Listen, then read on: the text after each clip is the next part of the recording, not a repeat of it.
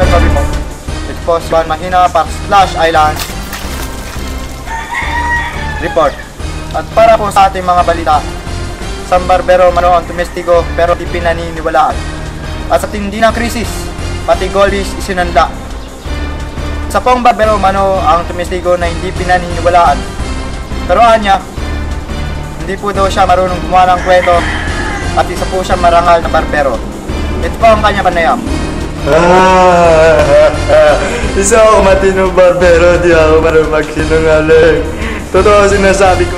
Samantala, sa tindi ng krisis at samahan ng mga bilihin, isang may-ari ng pawn shop mano ang nagre-reklamo dahil pati ang goldfish ay sinasanla.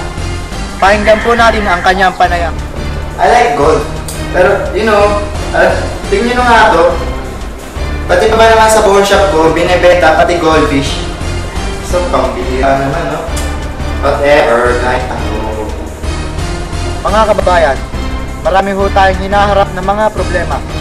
Pero paalala lang ho, wag ho natin kaliligtaan ang ating Panginoong Hesus na handang tumulong.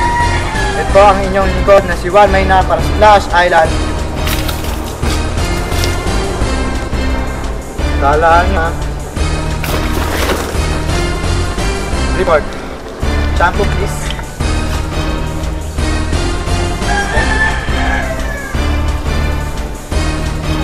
Magandang gabi po. Wala bang tubig? Nagsishampoo pa ako. Wala na tubig.